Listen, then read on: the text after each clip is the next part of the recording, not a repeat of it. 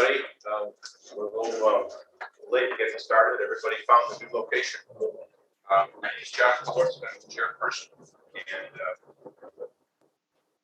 going to an interesting meeting today. We've got folks online, folks in person, and we will be having lunch today. For those online, you're on your own for your own lunch. We have our lunch here. Lunch is provided by Paula Wolf Catering. Also has some cookies over there. And let's do a roll call, Kathy. All right, Chairman Cullerton. Here. Del Reese Adams. Here. Don Bernardi. Here. Are you here, Don? I am. Okay. You can hear us, but we can't hear you. Edith Prigler. Lisa Daniels. Here. Ann Fitzgerald. Here. Ron Hain. Doug Harvath is not able to join us today. Rob Jeffries is represented by James Pagano and Latoya Hughes. Scott Main. Here. Senator Steve McClure. Marcia Meese via Dan Hunt. Here. Sharon Mitchell. Mary Morrissey. Here. Christelle Perez. Here. Senator Sims. Representative Slaughter.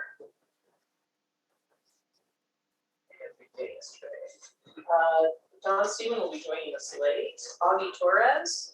Here. Patrick Windhorst. Present. Patrick made it. All right. Thank you. Okay.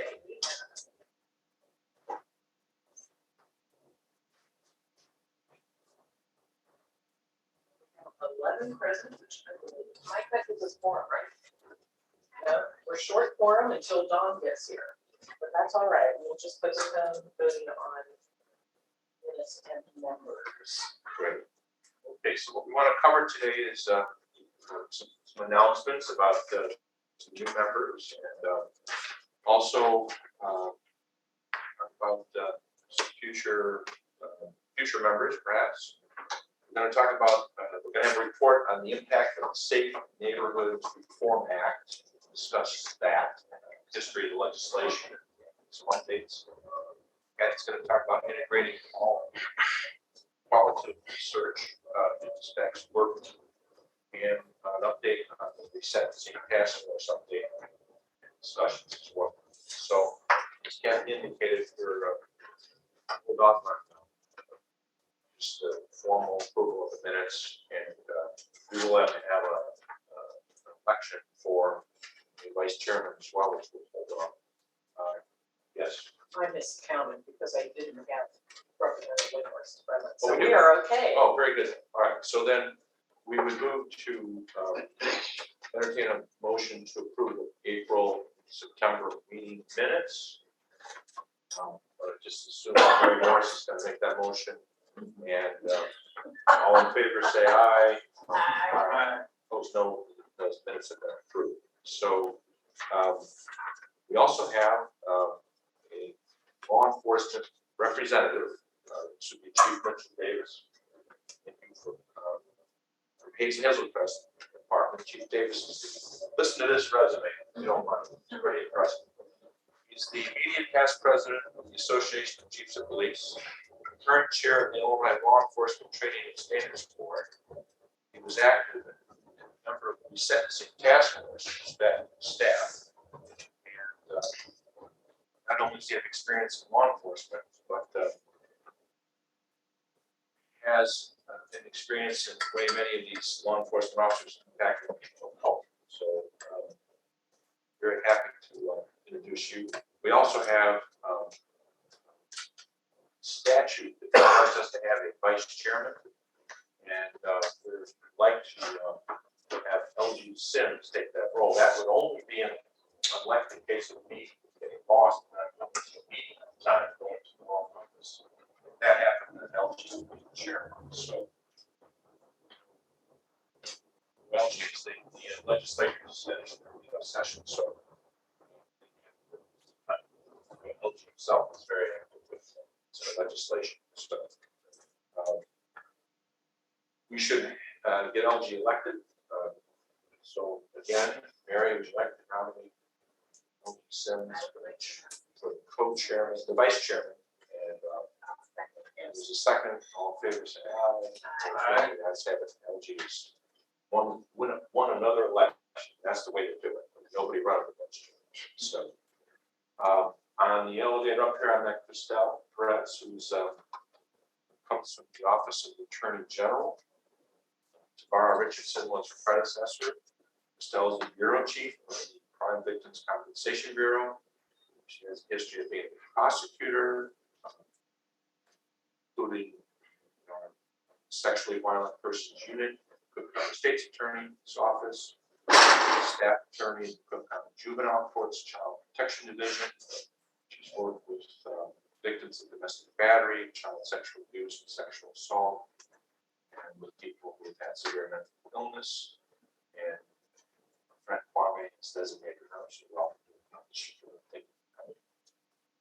Meeting, and then Scott Baines from the Office of the State Appellate Defender, the Assistant Director of the Illinois Juvenile Offender Resource Center, Division of the Office of the State Appellate Defender, which is focused on promoting excellence in youth defense and fairness for all youth in conflict with the law.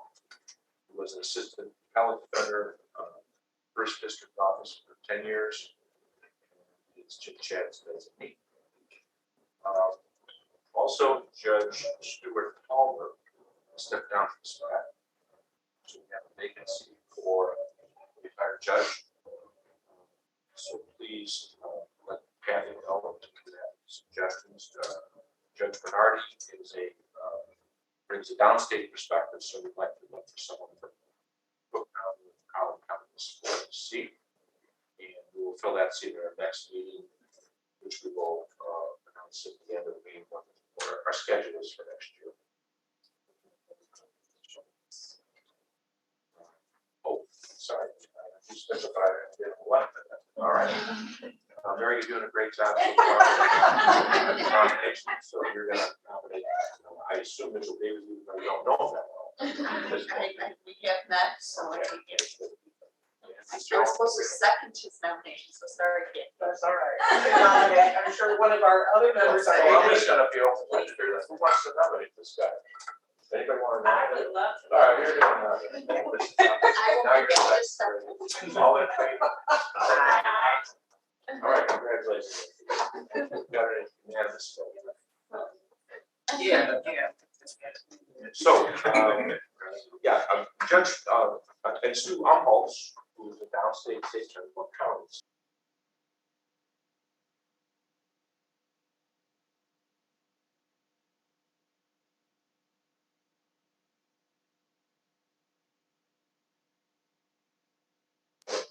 Prosecutor, Pat Delfino, has that role, and he will give us some placement for next week. Okay. So, does that brings us to our 10:15 schedule.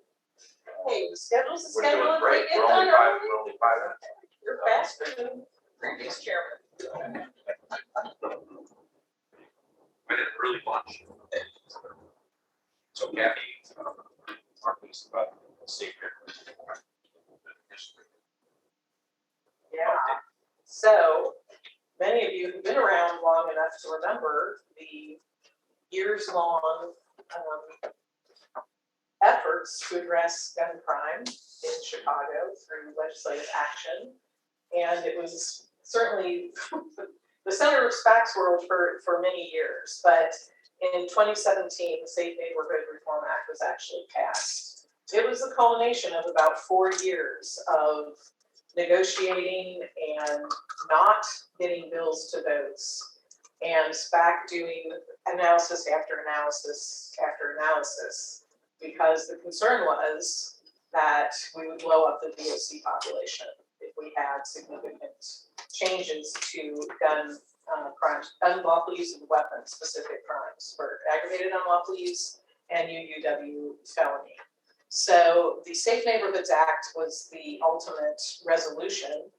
And it did, I mean, I am very broad stroking this, but it increased the minimum for aggravated UUW and UUW felon for a specific group, repeat offenders with specific predicate felonies in their histories.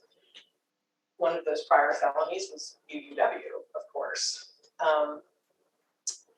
We were, this is one of many types of analysis that we did. Kwame was on SPAC at the time, and this was the first time that we really engaged with a lot of analysis. The other thing the bill did, provided a safety valve for judges to depart downward if specific criteria were met. It created the first-time weapons offender program to divert young first-time offenders from the prison system, and unique to criminal laws, had a sunset provision. It sunsets at the end of this year. And also had another unique provision, which was that SPAC would be required to produce a report and report on some basic numbers, but also trends in sentencing. So concern were twofold. One, controlled population impact. Two, have some response to gun violence. So unlike previous bills, which have been a trifecta of increased mandatory minimums, eliminating probation, and applying 85% truth in sentencing, this bill was designed to not do some of those population driving things. So in 2016, the negotiations began, gun bill fatigue had set in, and gun violence was continuing. So 2016, we also saw, we didn't get a bill in 2016, but we had a lot of emails back and forth. We saw Governor Runner get elected. He created a commission on crime and sentencing with the goal of reducing the prison population by 25%. And he had a public safety director who joined with Kwame to negotiate this bill. The city of Chicago, the Chicago Police Department wanted the term mandatory minimum. That was their buzzword that showed they were responding. And Superintendent Johnson came to Springfield repeatedly and made repeated public statements that if we pass these harsher penalties, gun crimes would be reduced by 50%, which is a nonsensical and non-factual assertion. Years and years of research, which you all have heard in various contexts, have established that harsher penalties do not act as a general deterrent to crime. So we did things like looking at sentences and predicates, because he wanted to get to a predicate list that would address people who were the most likely to become violent offenders. Next slide, John. Here. We did population impacts, trying to find that balance point. At one point, there were drug penalty changes in the bill that balanced out the likelihood that we would see an increase in the prison population from the UUWs. And we did, the basic felony convictions over time. Prior to this, in years prior, we had done a study on the impact of sentence enhancements on gun and violent crime, and found that we saw no discernible impact in terms of crime rates. We saw a measurable impact on the prison population, which increased, I think it was about 3,000 people at that time. So that was the kind of context of the negotiations. The advocacy community was dead set against mandatory minimums. There was and some of the legislators had a blanket policy of not supporting them. And they were successful in pulling some Democrats off of the bill with that argument. So we had a bipartisan negotiation going on. We had intense advocacy on both sides. The Democrats were responding to the advocates. The Republicans were responding to the Ronner's direction to reduce the prison population, but not be soft on crime. And the final showdown came in the House committee. Kwame got the bill out of the Senate, and it became truly bipartisan when Leader Jim Durkin picked it up in the House. And at that point, I think Paula will be able to correct me if I'm wrong, the first-time weapon offender program was added to the bill. So we had a diversion program for young first-time weapons offenders. Again, population impact would be to keep people out of the population. The goal, and we're going to talk about this more in depth in a little bit, was to have an avenue whereby if they completed the probation, they would not have a criminal conviction on their record. So in that hearing, there was a lot of back and forth, a lot of insistence that the DOC population would be exploding, that there would be an across-the-board negative impact because having harsher penalties for this specific target group would lead to harsher penalties overall. And there was a SPAC analysis that indicated that the population impact with the amendments that had been made would most likely be neutral. So the bill got out of committee and it passed, and that was the one and only time I had two Democratic members coming out of committee share their view that SPAC was despicable because our analysis had not supported the argument that they very, very strongly believed in. But this was certainly one instance where, you know, the numbers and the research came up against really strong feelings, really strong emotions, a very serious problem with gun crime. But by providing the type of analysis that Kwame needed at that point, we were able to help him target the harsher penalty and limit the number of people who would be ending up going to prison for a longer term. So that's kind of the historic context of all of that. And now we are at the end of December. Well, we're at the beginning of December of 2022. The bill sunsets on January 1, and we're completing our final report. So we wanted to share with you what we found when we looked at the data around sentencing for people who were subject to the presumptive minimum. John is our primary researcher on that, John Specker, who will go over that. And then Abigail Drum, our newest team member, is the person who did the deep dive into the first-time weapons offender. And we discovered some interesting things there. So John, take it away. Thank you. Okay, so as Kathy said,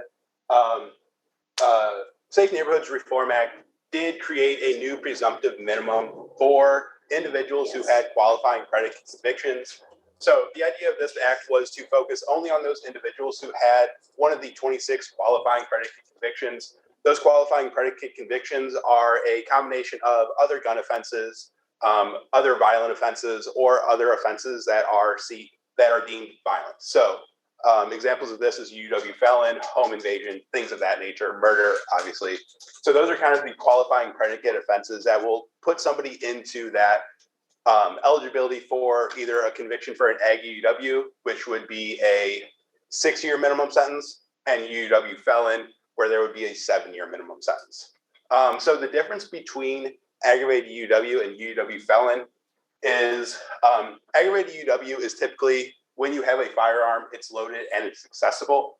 So you have a loaded gun and it's ready to use. UW felon is more broad in terms of you have a weapon, but you are a felon. So basically, UW felon is any UW offense as long as you have been previously convicted of a felony. So that's the difference between those two. And then within the act, or within the Safe Neighborhoods Reform Act, there was downward departures were allowed if the judge felt it was necessary in the interest of justice. And based on the factors. And based on the factors of the cases, right? So that's in front of you on that sheet. yes, yeah. So in front of you on the seat on your table, you will see the sentencing order that SPAC created to try to quantify and understand how often are these downward departures happening, what are the reasons for these downward departures, and what are the qualifying predicate offenses that led to an individual being eligible to be sentenced under these circumstances. So SPAC developed this in 2020. It was approved by the Conference of Chief Judges and then went to the clerks went out to the clerks for them to provide this information via email to SPAC. Unfortunately, as most new things within government, it didn't get picked up too quickly. So SPAC worked with the AOIC, and they were very helpful in trying to push out reminders about sending orders to SPAC, about Kate.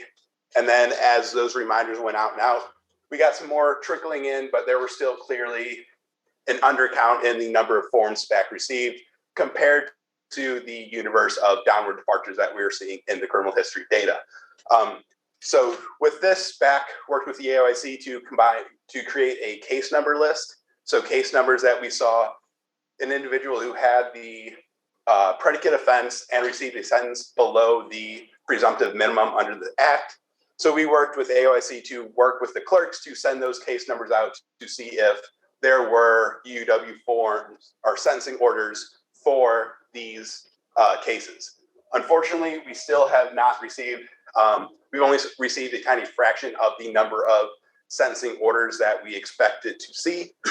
So we do not have any reliable takeaways from these forms.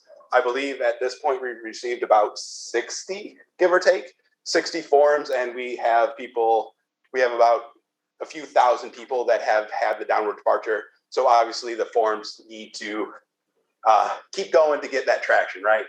Government moves slow, we'll get them soon. So before I go into the report, before I go into the findings of a report, I just want to give a universe of what's going on with UW offenses in the last, since 2001, and kind of give a universe of what have we seen since the act was passed. So as you can see on this chart, we have aggravated UW and UW felon arrests broken out by if that case had a prior predicate conviction, if the individual had a prior predicate. As you can see on this chart, most people who are arrested for UW do not have a prior predicate conviction, right? They don't have that prior predicate that's going to put them into that presumptive minimum. And we can also see that relative from 2000 to 2016, UW arrests were relatively stable, right? They didn't change that much. They were just a relatively consistent amount. But in 2016, overall arrests for aggravated UW or UW felon increased by 82%.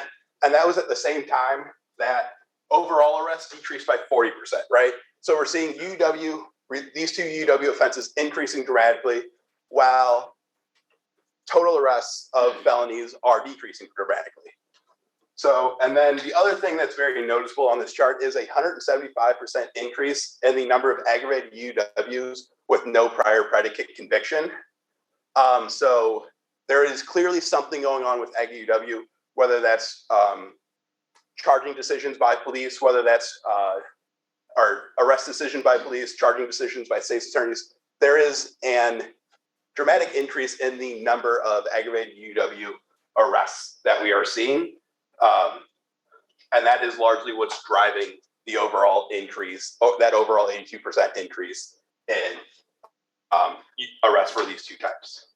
So as we go to this slide, we have our convictions, right? So convictions are a little less stable than our arrests, right? They're a little bit all over the place. We do have 2020 where court closures impacted heavily the number of convictions and dispositions we saw.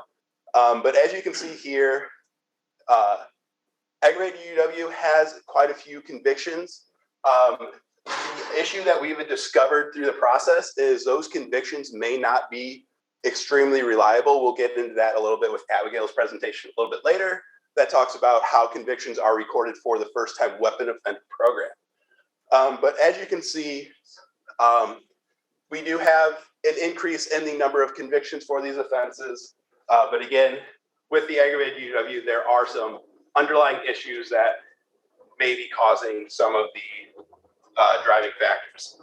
So here we have admissions to the Illinois Department of Corrections. Admissions for the, as you can see, admissions are increasing for both aggravated UW and UW felon. And something that's important to note is UW felon admissions are a higher percent of UW admissions to DOC. This is likely because it's non-probationable. UW felon is a non-probationable offense. As a percent of admissions, aggravated in fiscal year 22, UW admissions accounted for 22%. Aggravated UW or UW felon felon admissions accounted for 22% of total admissions to DOC. That is up from about 5% of admissions in state fiscal year 16. Obviously, that's a result of the overall number of admissions decreasing for things like retail theft, things like the lower level crimes that have been diverted from the system, but also you do see an increase in the aggregate number of UW felon and aggravated UW admissions to DOC. Just a little bit more information on the on the current population. 7% of the overall population on June 30th, 2022 had an offense, holding offense of aggravated UW or UW felon. That is up from 4% of the overall population on June 16th, June 30th, 2016. So as you can see, UW is growing in the prison population. It is becoming a larger focus, larger emphasis of our system. So with all of that in mind, we wanted to look at and see what did the Safe Neighborhoods Act do? Was the Safe Neighborhoods Act responsible for this? Were there other factors? So for our research questions, we set out to answer these three main research questions. Was there an increase in sentencing at the new presumptive minimum for those with a predicate conviction? Is there any change for those without a predicate conviction, right? So the intention of the bill was to focus only on individuals who had that prior criminal history and not impact those without. Did the bill have the intended effect of that? And then did changes make sense given the timing of the arrest and sentencing? So for this bill, it went into effect on January 1st, 2018. So any arrest that occurred before that should not have been sentenced under this act. So we made sure that there was no kind of trend in the harsher sentences or in the presumptive minimum sentence for that intermediate period of people who are arrested prior to that act, but sentenced after it. So we were able to isolate the effect of just those individuals who were arrested and sentenced after the effective date of the act. So we came about these analyses in a couple different ways. We did descriptive statistics about the percent of people who were sentenced with a prior predicate conviction before and after the act to that either 6 or longer sentence for aggravated UW or 7 or longer sentence for UW felon. We found that the overall percentage of individuals sentenced at or above the minimum did shift for those people with a prior predicate offense. And we also found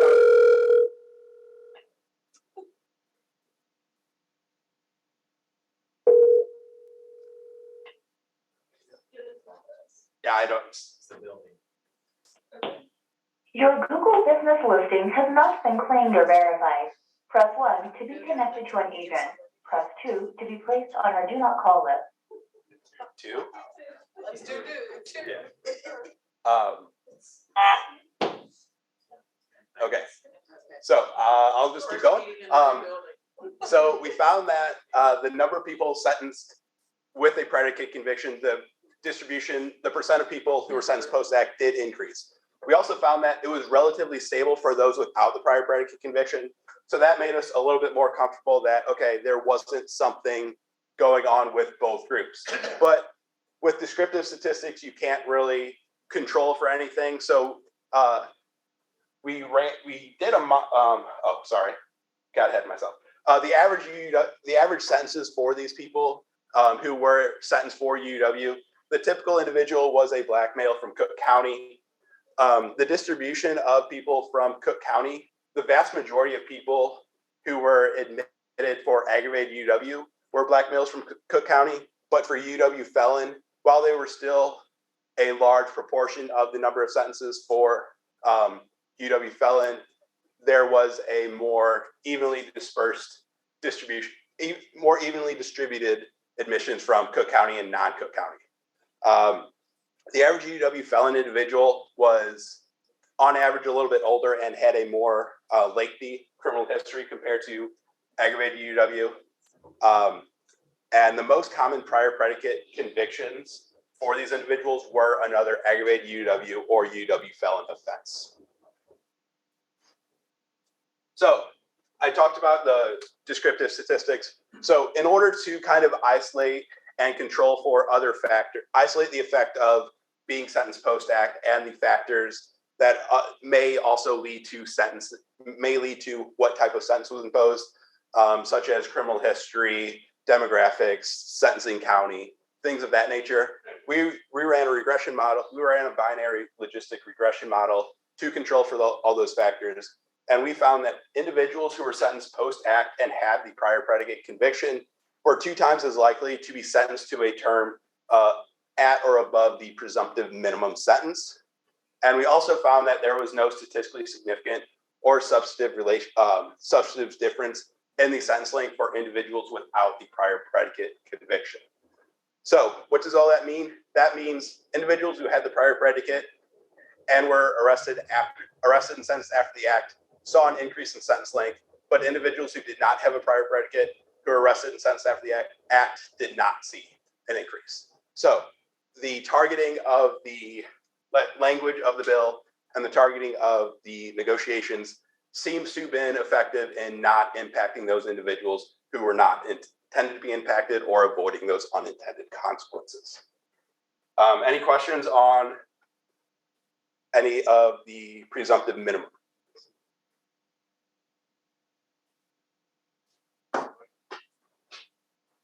People online? I don't know if We they- have 2 people in the chat. Those Is that- chats might- That's old, they're No, not. is it, okay. Okay, so as I teased, I just have one question. You have a question? yes. So you talked before about the difficulty of getting data. What are your conclusions based on? How much data do you have?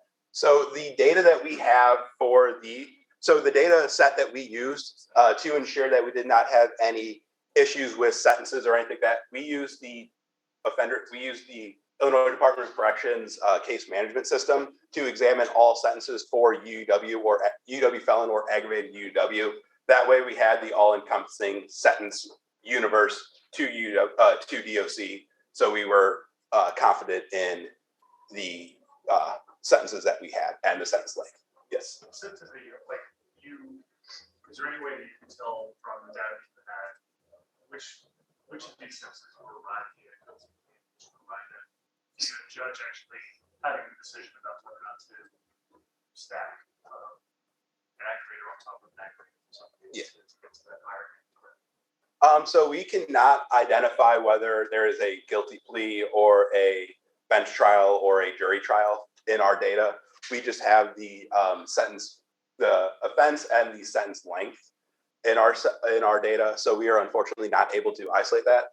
But there was a good report about plea bargaining put out by Safety and Justice Challenge very recently that focused on St. Louis and Milwaukee that has a little bit of information. But that is something that in a perfect world, we would be able to get a little bit more information around that, because it would be very important to know, is the sentencing happen because of charging decisions and state's attorneys imposing it, or is it coming from the judges in that perspective? So what is going on there? Yeah. And we're at a time coming through, assuming, I don't know if we have data of disposition for lack of being guilty over the past 2 years versus what the standard number of 20%, which is always up behind. Yeah, correct. Yeah. So that is something that would be very interesting to be able to examine, but unfortunately with the data limitations that we currently have, we do not have access to that. We might be able to link up clerk data to it. I don't think we would have it for every county that way, but we could take a look.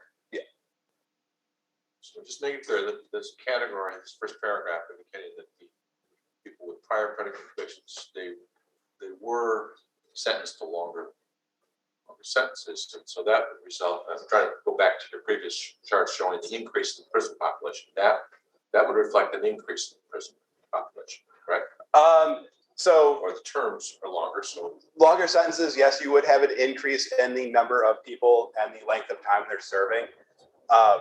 So we can't really isolate the effect on the overall. We didn't really isolate the effect on the overall prison population. We didn't run a projection for this specific example, but yes, as you increase sentence length, and we also saw that the number of people who were sentenced under these offenses was increasing. So as you increase both of those, you will be increasing the prison population as well. So with the people who initially proposed the change in the law, they would look at this and they'd say it worked?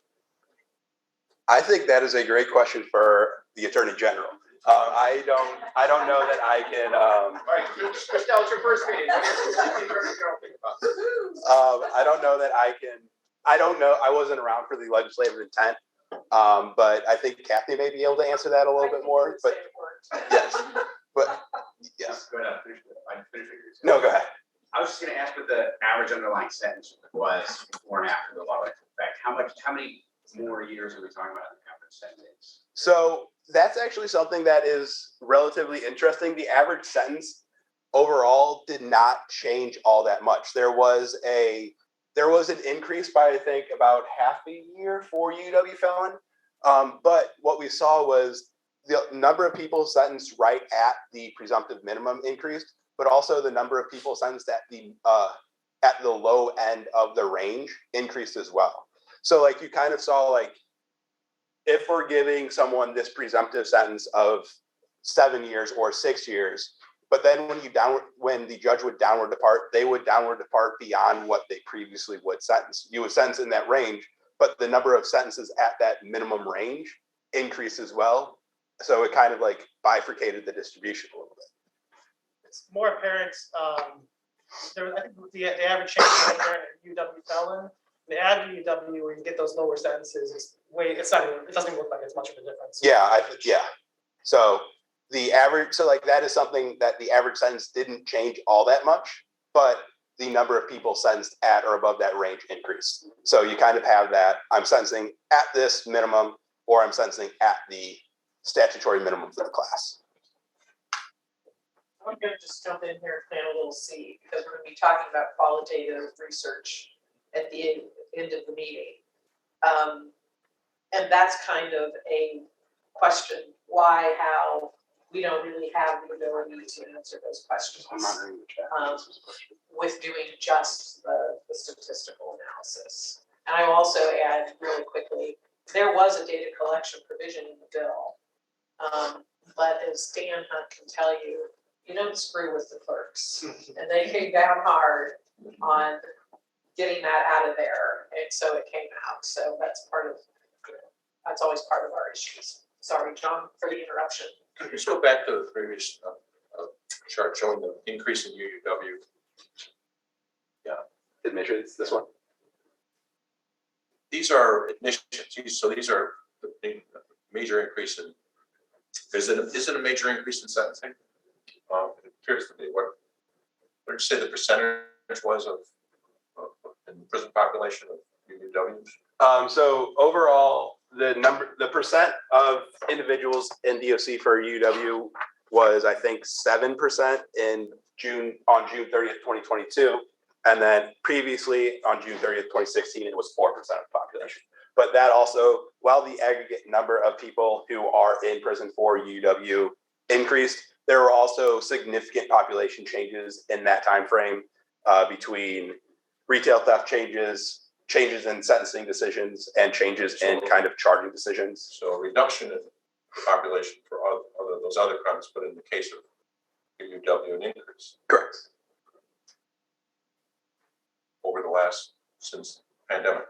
Yes. Yeah. And also I'm still unclear on how smoothly the courts are going through the backlog, especially with UW cases. So in 2022 through June, we do see a relatively large number of convictions for UW. So it's very likely that convictions and admissions in the next fiscal year, in fiscal year 2023, will be higher than 2022. And that's kind of driven by, as you can see, our arrest slide here. Obviously, as arrests go up, it takes time for those cases to matriculate through the system.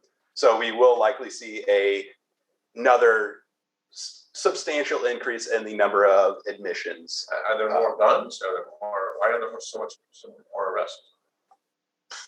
there was definitely an increase in gun purchases during the pandemic. I Yes. think it might have been actually at an all-time high.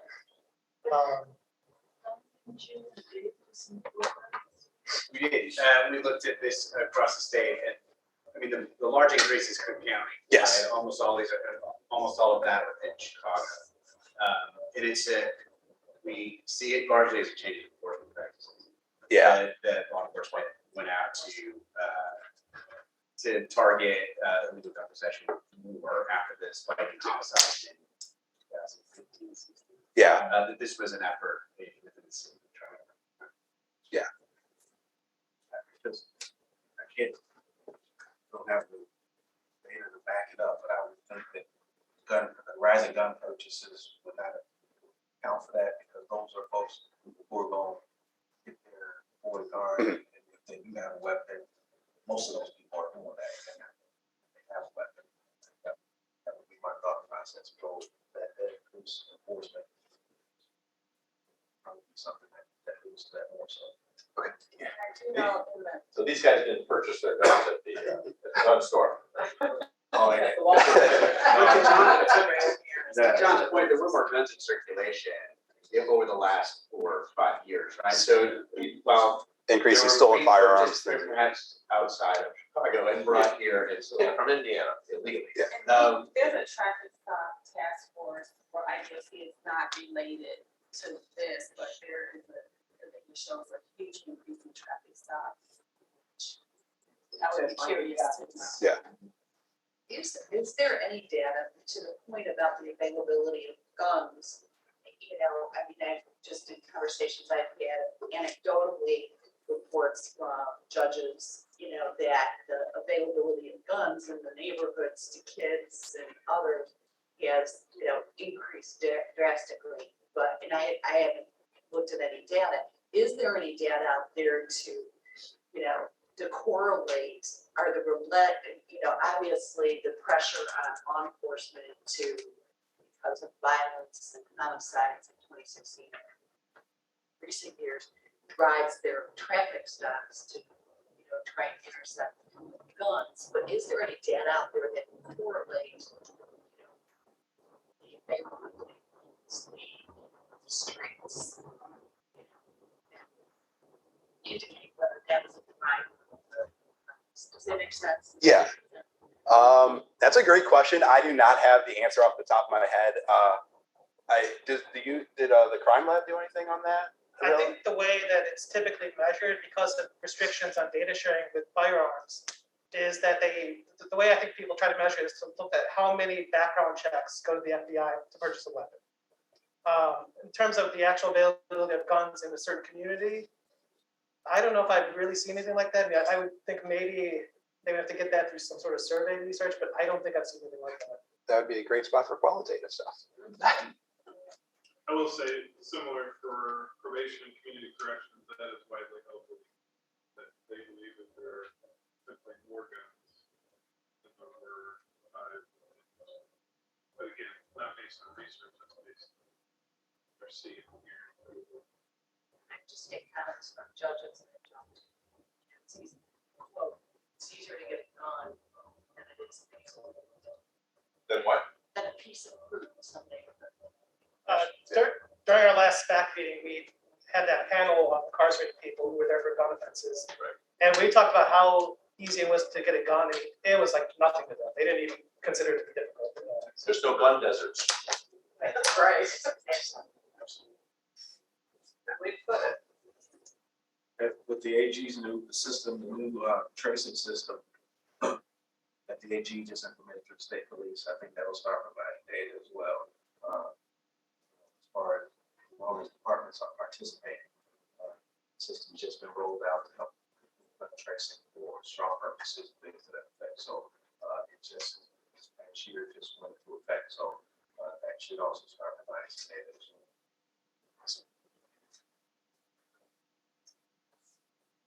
I assume that's all the questions for me. Okay, awesome. Well, as I teased from this slide, there are some, with aggravated UW, we found some inconsistency with how the convictions were recorded. So I will pass it off to Abigail to give us some information about the first-time weapons offender program. Well, Abby gets set up. Mike just handed me a note that indicated that the Safe Neighborhoods Act sunset has been extended for a year as of yesterday. So we are still in business. That's a relevant. A relevant fact. Yeah. You know, those legislators, when they put their mind to it, John, they can really get stuff Yeah, I made a few calls. done. Alright, so, so as part of the Safe Neighborhoods Reform Act, it included the first-time weapon offender program, which does not want to let me click. The next slide, there we go. Okay, so it was created as an alternative to incarceration for young first-time offenders. A main point is that it does not result in a conviction because the legislature recognized that having any kind of a gun felony offense on a record for the rest of your life can have very serious consequences, as I'm sure you all are aware. So the eligibility for the program was 18 to 20-year-olds charged with specific UUW, and that includes certain ag UUW. It's any misdemeanors, which is the only misdemeanor you can have, and that's UUW, or ag UUW for class 4 felonies is the eligibility. They have to have no prior convictions, either adult or juvenile, for a violent crime, and the violent crime is specifically defined in the statute. And then no existing protection order issued against them as well. The way it works is the defendant pleads guilty, there's not a judgment entered, and upon the successful completion, the defendant is discharged and the charges are dismissed. That is the language of the statute. So there was no required data collection for this either. There was a CRI code created for a disposition of the first-time weapon offender program. It does not show up very often at all. And so we were asking the question, okay, what can we look at? Since we don't really have that much of this, what can we look at? So we decided to try to identify the target population of who would qualify and met all the eligibility criteria. Because of some data limitations, mostly we don't have all of the relevant juvenile convictions or any protection order information. We couldn't account for all of the factors, so the number of the target population that's included is probably an overestimate, but we did everything we could to try to account for those. And the other thing that you'll find is we used, instead of convictions, we're using the term guilty dispositions, because it does include convictions, but it also includes any kind of withheld judgment, specifically, importantly, the first-time weapon offender program. So it's not a conviction, so that's why we don't usually use the word convictions in our analysis, but that is why that's not happening with this. So this is the differences. So this is, you've got Cook County and non-Cook County, because as was referenced earlier, almost all of this is in the increase has been in Cook County. So you can see this is just comparing incarceration, which is DOC or jail, it's almost always DOC, versus non-incarceration, which is primarily probation. There, you can see over time, not everywhere, not Cook County has stayed rather steady in terms of they, even before, did not tend to sentence people who would qualify. And this is in opposition to the ideas, this is anybody who definitely doesn't have a predicate because they do not have any kind of a violent offense. These are young people. But in Cook County, you can see starting in 2018, there's a switch to including having more non-incarceration sentences than sentencing to DOC. And the 2022 is through the end of August that we have that data. So it does coincide with the implementation, which started at the beginning of 2018, with the first-time weapon offender program in terms of Cook County's change towards more non-incarceration sentences. So here are, this map has two important factors on it. The first one is just the total number of guilty dispositions for the target population we identified since 2018, which is when the act went into effect. You will notice that Cook County is about 2,100 versus the next highest county is about 50. So there really is, it very much is a concentrated crime being charged. However, and then highlighted ones are ones that have any first-time weapon offender program cases that showed up in our CRI data. There weren't many, but as you can see, the ones that are there are from all over the state. So this is not just something that's been used in Cook County. It has been used by, all up and down the state. Different prosecutors have chosen to use this program. So I think that's important as well, because we're going to talk about Cook County in a minute here, but I mean, it's important to know that yes, it is being used, and it's being used all over the state. Okay, so as we showed you earlier, there was that switch between 2018, where Cook County went to more non-incarceration sentences, primarily probation. So we had found that there were public statements from the state's attorney's office, Cook County State's Attorney's Office, that they were using this program. They had told us this as well. So we did not see that in the data at all. There were only 13 cases that were identified as the first-time weapon offender program out of 2,100. So that really raised a flag with us, saying this doesn't make any sense.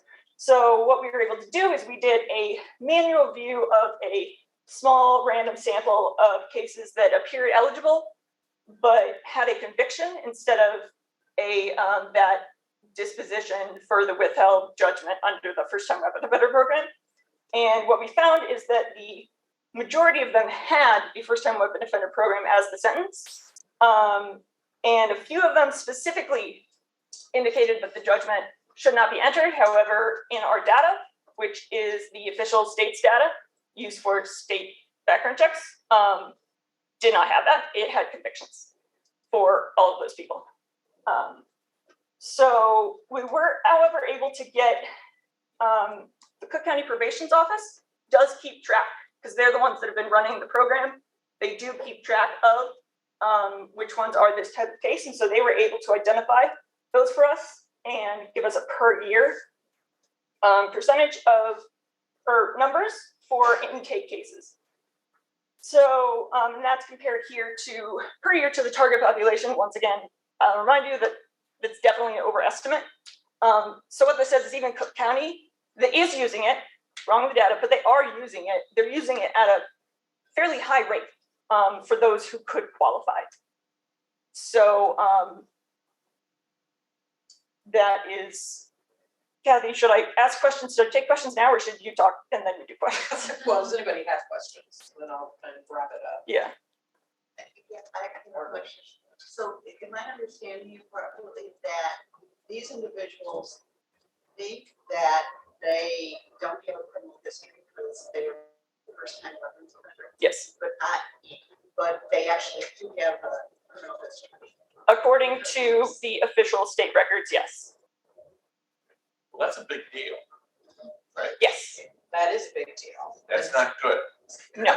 So let's talk a little bit about what happened when we found it. So we weren't the first to find it. The Cook County Public Defender's Office had a bead on this issue, but we found out that there were some ongoing discussions amongst the Cook County crew. But in our experience, one of the key components of any data set is the AOIC codes.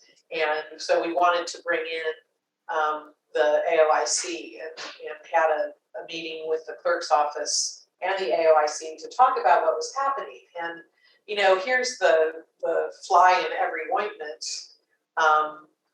when it comes to implementing the policy. It's a good policy. We all liked it. We think we are tracking what's happening in these cases, and we are in terms of docket entries, perhaps, but the coding on the coding in the systems is not, they're not speaking to each other, they're not translating. And, unlike most other counties, Cook has different ways of reporting into the CRI system. So there was a consensus immediately that what you just described is a bit of a problem. The clerk's office has been very cooperative in providing information and responding to us when being asked for additional information or permission to look at data. We have put out to them, you know, what our understanding of the issue is, and we have had a couple of different discussions about what the solution would be. And the stakeholders you can see, pretty much those who have a feed into or a responsibility in maintaining data. Most recently, Mary, we did reach out to John Thompson at ISP. So there's a commitment to fixing this problem. The question is, how does it get fixed? And it is a systems question. There has to be a change in how the data is coded in the clerk system. There's also an issue with judges having to be clear in the courtroom that a judgment is withheld.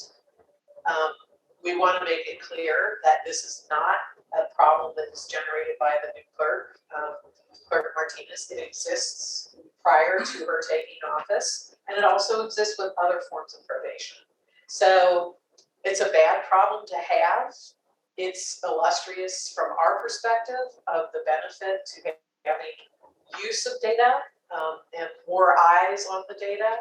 So, you know, we're hoping, Dan, you might have insight into this, that the turnaround on the coding issue is going to be more speedy than might otherwise be because of the really significant impact on individuals who did what they were supposed to do. And, you know, judges recognize that, but record keeping is record keeping. So Kathy, it doesn't sound like it's intentional.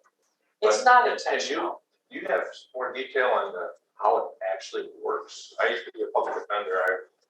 You think the lawyer representing the defendant would say, hey, we got Yeah, no there's a conviction, problem here. right? But who is it that enters? How does it flow from Yeah. that decision? I mean, nobody's doing anything intentionally wrong, but who's missing the mark, Correct. I guess. I'll give the overview, Abby, and you can jump in. And I mean, fill I in can- gaps, and yeah, Dan, okay. you may Yeah. have some gaps. How that does you it can work? fill in as How does well. it work so that it's? So Yeah, in it's the not- courtroom, the judge fills out a court sheet, which records the sentencing decision. That is a written order. There is Right. nothing It's like digital about handwritten, this. Not digitized. There is a large variety in how much or what gets written down. Yes, and that's nothing new. Yeah. We've known that about judges for a long time. So the clerk then records in the system what The judge said. what the judge said, but some of the clerks didn't understand that this program, and I'm sure that every attorney and judge in the room understood because they are used to it, that this is, you know, FTWOP means withheld judgment. The clerks did not have that understanding. They did create a code for it. They created a sentencing code. right, but that's not the clerk in the courtroom, Yes, the clerk in the courtroom enters that. They do enter that code. I guess. Okay, you're saying, like, the thing is, the clerks in the place, they are entering correctly what they have been told to enter. Right, so. The issue is outside of that. The transition. After that, Yep. after they enter, what happens next? Then the clerk system and the automatic disposition system interact. And that's where the translation is not correct, because in the AOIC, I may get this wrong, so correct me, there's sentencing and dispositions. In the clerk system, it's a disposition and it should be a sentence. Other way around. Other way around. So basically, they're characterized differently in the two systems, but the ADR system is what feeds into crime. So we all have, I think, a clear understanding of what the problem is. The question now is how do we solve it? And I think the AOC is probably directly involved in that now with the clerk's office, and everybody's working on it. And do we know if there's any defendants who later on got arrested? Yes, there was one case that we found that the fellow completed the probation and he got arrested again. Or second offense? Had a gun in his possession, so he was a felon with a gun with a predicate in his history that he shouldn't have had, and now is subject to the new mandatory minimum. But I trust that the PD's office is handling that one directly.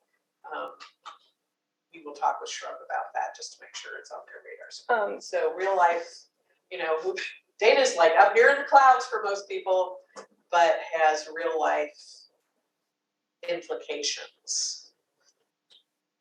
So if I got, this probably beyond the scope of what I'm listening to, scope, just from my own education. Do we look at, is the program simply successfully completing a probationary period, or are there elements to that program? There are, Right now, and we are very grateful to Cook County Probation, is successfully completing the conditions of probation that are set, which normally are set pursuant to assessments and evaluations.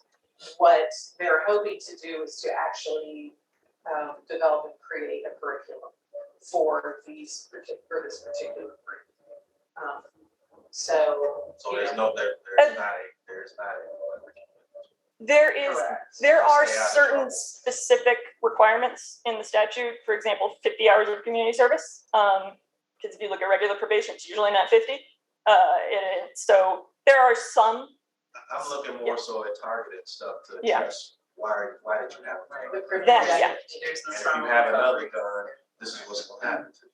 That, because if we're just, just don't get caught within this period, that's not addressing the issue. I would say that our last SPAC meeting, we had the panel, young men who had the mandatory sentence. Their sentiment was that we possibly will carry public safety in our community of non-drug life. So how do we balance the individual criteria of we want you in a program, right, with the realization of the carrying gun and state of justice. And many of them, I think this was probably their second stint.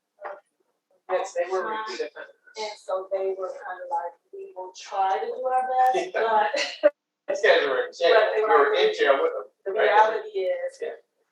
the gun makes us feel safe. We're not using it, and we know there's a mandatory out there, but that won't prevent us. You might have to come back. And they would be to me, they would be the source of creating that curriculum. Because they would then give insight on, okay, what can we do to help with that? So that maybe you won't, you might, but to lessen the likelihood that it's not so much a norm. So they would be that source to, they're the ones out there in, instead of people who were, from academia who are trying to figure out. Right. And they also, all three of them, the guns were found in their cars pursuant to a traffic stop. They weren't committing a gun crime per se. So, I think this,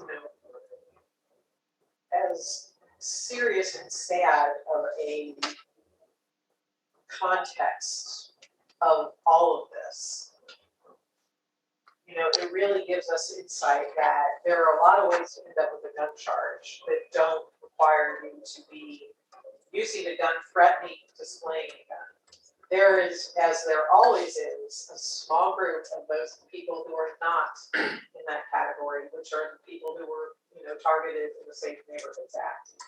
But we have for years talked about programs, talked about violence prevention, talked about interrupting, and the problems persist. So there are so many things that we haven't been able to figure out just by looking at the data. There's more to be learned. That segues into qualitative, but I don't want to cut off the discussion here. Yeah, I just want to point out, I'm all for a better data collection. I don't want to see if our guy has a problem with collecting data, which is a problem with the program. If you can go back to that line graph, there's something that I think a takeaway we should take from this. If you actually extend that graph back before 2012, the red line would be back down where it is now. It actually popped up in 2011 with the UW became compilation. And Cook County that looks different than everybody else for your tenure here. Then this law went into effect and it dropped back down to look much more similar to the rest of the state. So the import of the first time felon program is that drop in Cook County puts Cook County back in line with the way the rest of the state treats UUW. And to piggyback from John's presentation too, that's when the number of UW arrests was going to be reduced, right? Cook County maintained this level of use of prison despite a huge spike in UW arrests. As far as that incredible benefit,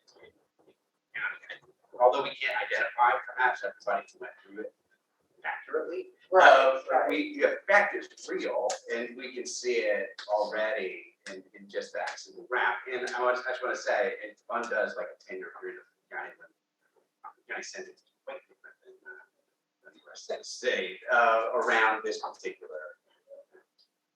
So we need to extend our graph in our report. Well, yeah. So yeah, I mean, we do the best we can with the data that's collected, but it's also data that is operational. It's not really here to research, and there might be opportunities to improve that too. Well, before we go on to the next topic, I'm wondering if this, since they just extended this law for another year, what conclusions could we draw from whether it worked or not? So it seems to me like, remember, Kwame was in charge of this. I was in the legislature at the time. So there was this push to raise penalty because of increase in gun crime in Chicago. Manuel's the mayor. It sounds like a deal. First time weapon offenders, let's give them a break, right? Bad guys got no warrant. With this data, people say that's what happened. I do have a question. So are we looking at the recidivism? So are we looking to really see if You it see worked? that percent? To see if it really worked. What happens? Like, are these people in the program, are they coming back? Yeah. How many times are they coming back? So there are a couple issues with that. First of all, is we do not have enough data to identify who successfully completes and who does not. It is not consistently reported. When it is, there are some similar issues with the translating between Cook County and the ADR as to whether or not it was successfully completed or just it ended. So we are unable to figure out that. That in turn, that also contributes to the question of, are they coming back? Who is coming back? The other thing is that it hasn't been in effect for very long. These are only 18 to 20-year-olds. And even with COVID happening, things went down a lot. So we don't have a very long-term view to be able to see what kind of longer-term impact on, are those people coming back? It just hasn't been a very long time to be able to tell if that's the case. Barry? Yeah, that's okay. I'll talk to you afterwards about is anyone working actively to take those individuals whose cases will be actively reported and actually, we're not talking about 10,000. Yes. You know. Thanks to the probation data,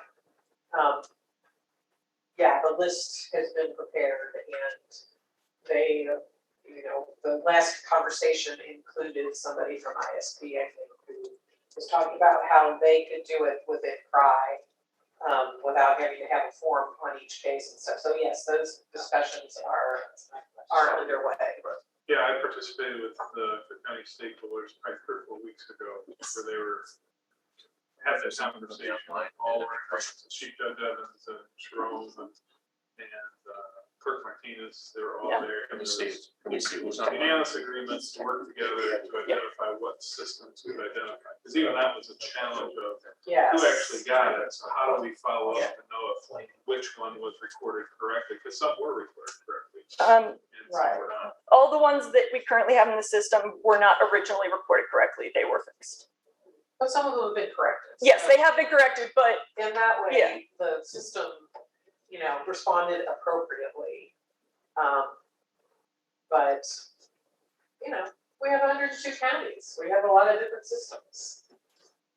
Again, I'm going to go back to supporting the ability to analyze the data and also audit it, which is CJA has that responsibility. But resources need to be devoted to those things. So I don't want anybody to walk away from this meeting thinking that it's going to be a persistent process or a persistent problem into the future, because there's a lot of focus on making it right and correcting the past mistakes. How are we and how can we legally? Looking at the juvenile justice system when it comes to this. I mean, we're talking about 18 to 20-year-olds. Our biggest headache with our kids, that juvenile, our gun problems on a regular basis are juveniles. So while it might be somebody's first time as an adult getting a gun charge, they probably, I don't say probably, there are many young people who have been carrying and doing things with guns long before they got to 18. Yeah. And that comes back to my original statement about, I'm not talking about the incarceration, I'm talking about providing resources to try to stop that cycle. And, juveniles are near and dear to me. And as chairman of the International Chiefs Juvenile Justice and Child Protection Commission, one of the guys shared with me an analogy where there's a picture of a stream. There's kids in the stream, and folks may have heard this before, but at the end of the stream is a waterfall. And there's folks out there, all of us sitting at this table, wading out into the water, trying to pull these kids out of the water before they go over this waterfall. And then there's one guy who goes walking, and people are yelling at him, hey, we need all the help we can get. Why are you going upstream? He said, I'm trying to find out who's throwing them in the stream. We're focusing on pulling them out. Somebody needs to stop them from going in the first place. So that's what I mean with that. People absolutely need to be held accountable, but at the same time, for those that we can, we need to be trying to provide resources that will stop that behavior and give them that option, so that the only option is not that, hey, that's just how it is, I got to carry a gun. That we teach them otherwise, that it might not be. Well, I will say the interesting thing about that.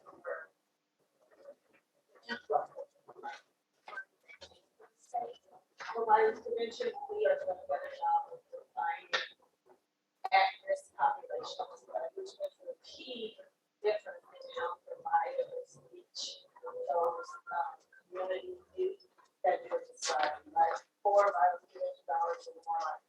Youth development, every kid needs, activities to keep them engaged.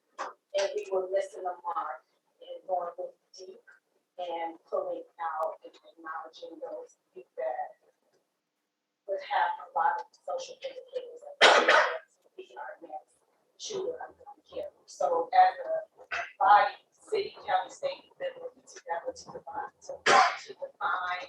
that we want programs to do formally justice involved in those highly at-risk youth, which is making a real big difference on who providers recruit into their programs. Right? They're not just kind of cherry picking or getting the kids that when they're in the program, they're literally going deeper and engaging those street corner kids, those formerly gang involved kids. I think over time we're going to see the impact of making that difference in service.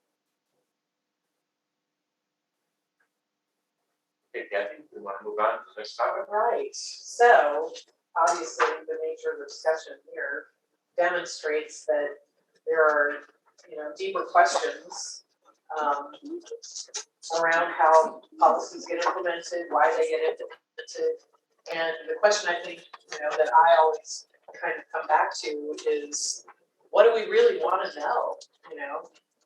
12 years into SPAC, we still don't have a lot of answers. We have a lot of graphs, we have a lot of fiscal impact analysis, but we've kind of internally as a team been talking about what should we think about, how should we think about potentially integrating more qualitative research into what we do, because hard numbers are wonderful for showing us things and teaching us things, but they don't really move the needle a lot on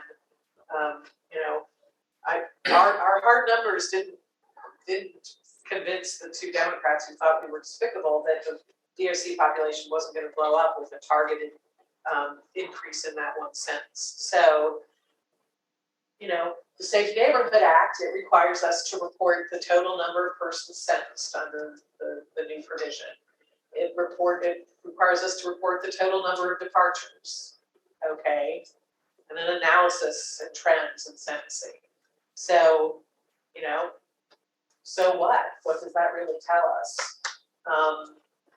So when we thought about it, we thought about putting in front of you guys the idea of increasing our qualitative capacity and kind of gone into it a little bit in SPAC meetings. Doug Reese mentioned the agreements and we were sharing it. Hearing from them what their life experience was. Having one fellow say, I got my first gun when I was 12 or 13, and I don't remember how I got it. Everybody had it. I had one too. That's some information that maybe changes our understanding of what policy needs to do. We also had a restorative justice meeting where, we heard from women who were involved with state's attorney's offices who were doing restorative justice and what they witnessed in the experience of victims of the system when they were allowed to have that. And also a person who had been in prison for a very long time because he murdered a teenager his own age, and what it was like for him to be sitting down with the family of his victim and what that offered that was not something currently available in our system. And then way further back than that, we had our violent crime meeting, and we heard from Commander Cato, who's now the Chief of Homeland Security. I can't remember what else the title is here at the CPT, but he had been in one of the more violent districts. And we also had a Sergeant, Jermaine Harris, who's a community police officer, who basically were like, sentencing doesn't have any impact on what we see on the streets because nobody knows about it, nobody cares about it. So we put, we also had two men who had committed murder talking about basically how personal crime is and what led them to change versus what they experienced as a sentence. So we've kind of touched on it in a couple of meetings. We've seen in the policy arena, the Alliance for Safety and Justice came in during the Ronner Commission and did really significant qualitative work with victims of violent crime, surveys and focus groups that fleshed out what victims were looking for and how they felt about the sentencing system. So we kind of have dipped our toe in the qualitative pool because we are currently in partnership with the University of Illinois in Chicago through Catherine Bocanegra, doing a project where she is researching the impact on the individuals who serve long-term sentences on their reintegration into society, how that impacts them, which is obviously contributing to an outcome, a sentencing outcome. So we had a really, we talked about it a couple of times internally. Is this research that has value to SPAC's work? Is this something that we can find useful going forward? Is it something that brings a deeper understanding of outcomes? And we decided that, yeah, we thought we should partner with her on this. And so we went ahead and moved forward with that project, but we also felt it really important to bring the question to you guys and talk through a little bit about, your thoughts and concerns about doing it, how we might want to think about a process to choose projects or develop projects, and an overall kind of approach if we want to bring this capacity in, because it will require some additional resources, some research skills that we currently don't have. But I think it might be something that allows us to kind of have a greater impact in the policy arena. And we have, I don't know if Kiara Eckhart is on the Zoom, but she is a fellow from Illinois State University, the Stevenson Center, and she is assigned to that project and is doing work with Catherine. So that's kind of the overview of why we think it's important to talk about it, possibly get into it. And I'm going to let Mark kind of give a little bit more detailed research perspective. And Dawn, I hate to put you on the spot, but would love to hear what you have to tell us from your plea bargaining, which is a melding of qualitative and quantitative, right? So, Mark, take it away, wherever you are. Sure, so, actually, we do have a question, you want to do that first? Oh, do we have any question? It'll mesh into the discussion. So with sensing research, the majority of the research by far is using quantitative approaches and typically administrative data. And for us, administrative data that we have access to is the CRI data, which are Illinois State Police arrest, convictions, dispositions, and so forth.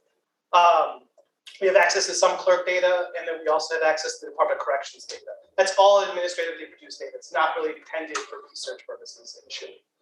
And typically, the thing about administrative data is it kind of really covers facts, decisions, and endpoints. We really don't know from that data the hows and whys. So for example, with arrests, we know what people are being charged with, we know what people being charged, but we don't really know how that arrest initiated. Was it a traffic stop, something like that? It's just really not always available in our data. Filings, we would know the charges added and dropped, but we don't really know anything about the processes of those decisions about how to actually add or drop charges. In some jurisdictions, you'll see that they charge several different charges, just keep one conviction, and in others, it's just charge once, you convict once on one single charge. And then things like dispositions and sentences, we know the type of sentence, we know the length of the sentence, but we don't know how that sentence was decided on. We don't know why a judge or a prosecution and defense pair said, let's go 5 years versus 4 years. We don't really have that data. And we also don't even know if the judge was, how involved the judge was in that decision itself. These are all things that are missing. These are the hows and whys that we just don't see in the administrative data. And that's just basically because the nature of that data was not really meant to record that.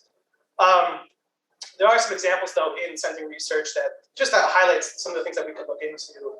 As Kathy mentioned, Donna and a team looked into plea bargaining and disparities in, I think, St. Louis and Milwaukee.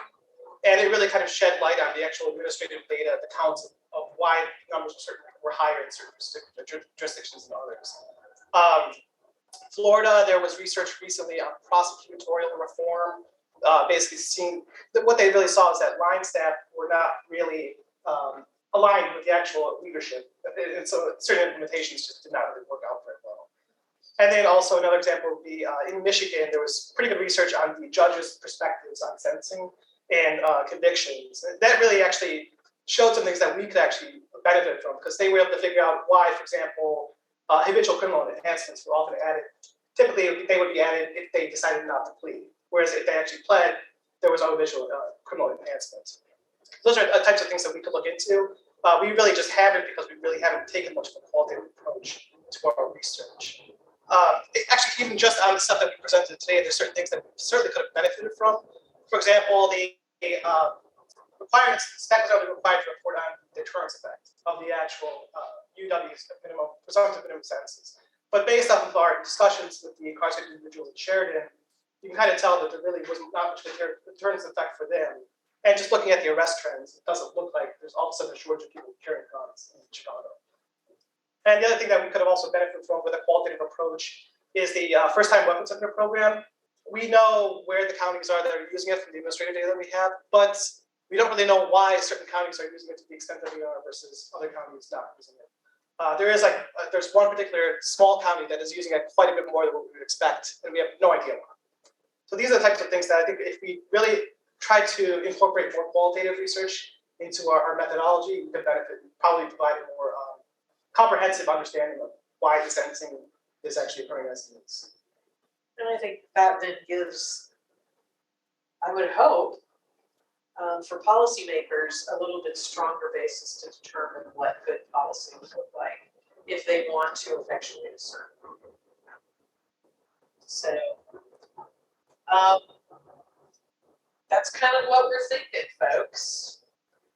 We would like to pursue this. We would like to be a little bit more intentional about pursuing it. And the question we just got, Michael, you just go ahead and read the question. Kind of goes along. Sure, it's from Judge Bernardi. Could more be done to analyze the long-term recidivism impacts of restorative justice? The answer to that is yeah. I mean, right now, if we had, data about people who had participated in it, we'd be able to tell you how many participated, and if they had a new arrest or conviction within X number of years. But going a little bit deeper and going on the politics side, we'd be able to talk to the people involved. And, admittedly, we're kind of like a rapid response team right now in the course of a legislative session.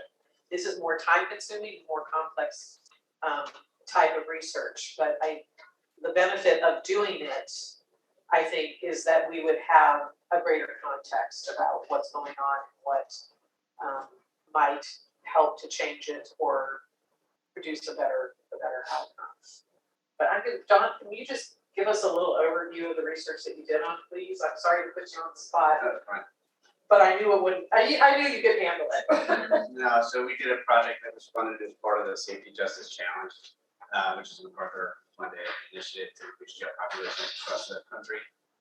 And we did it in Milwaukee and St. Louis, 2 Safety Justice Challenge sites that MacArthur funds. And it was part of their interest in trying to understand better how plea negotiations work as a process and how they get to specific outcomes. It's a little research in the field. We don't know a lot about the interactions between defense attorneys and prosecutors in that negotiation process. We don't know a lot about the role that judges play, excuse me, either during the negotiation process or approving the outcomes that are achieved. So the project was both quantitative, using administrative data in both those offices, or both those jurisdictions to understand how outcomes are changing, plea outcomes are changing, particularly during COVID. And then it was to understand both how prosecutors and defense attorneys approach that process, but also how COVID had affected that in the last couple of years, because there were fewer interactions between prosecutors and defense attorneys, and these face-to-face interactions, and we're interested in that changed the process. There's also a lot of high turnover in both of those offices, so we wanted to understand how new people coming in during COVID affected like the learning process.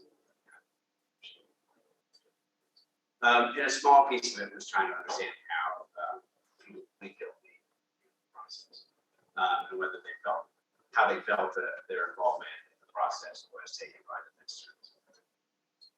I don't know if you want to talk about the outcomes. Well, what'd you find? Yeah, no, okay.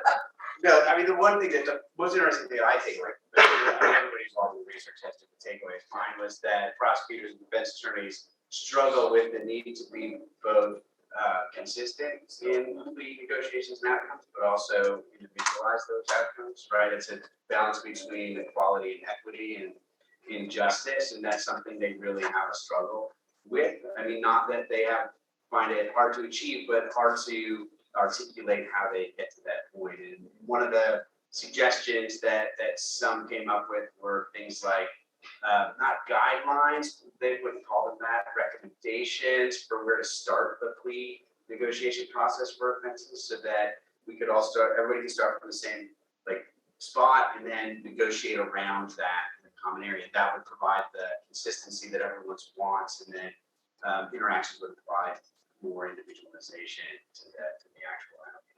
There was also an interesting bit about humanizing the process. Prosecutors really wanted to know more about defendants, and they wanted to know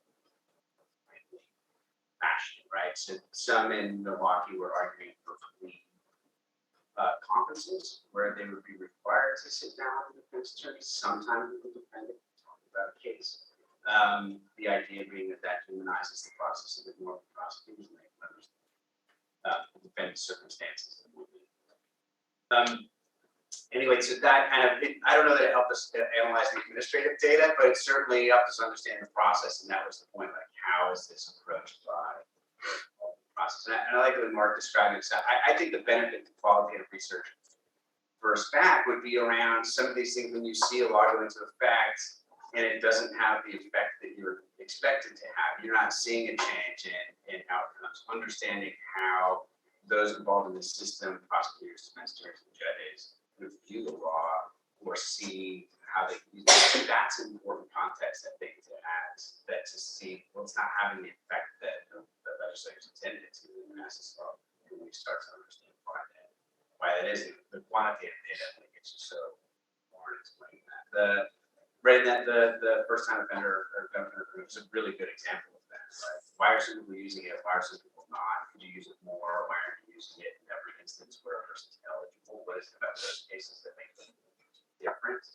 I think that's important. With the patients to try to. Kathy, I'd like to ask a question. Is Representative Windhorst on the call? Okay. I am here, yes. I am here. Yeah, Representative, thanks for being on, by the way. I know you guys just finished up. I'm just kind of curious from your point of view, being in the legislature, and obviously you're on this advisory council. Our goal is to advise those who make sentencing policy, and that would be you. And the question here is, if we want to change our way in which we present statistics and data in the political arena, how effective do you think we have been, and how effective would it be if we had a different way of providing this research? Well, it's difficult for me to say how effective it has been. For me, it's been effective, but I come at it, I think, from a slightly different perspective than many other legislators, in that I'm a former prosecutor. So a lot of what I hear and receive from SPAC is speaking a language I spoke for 14 years before I was in the legislature.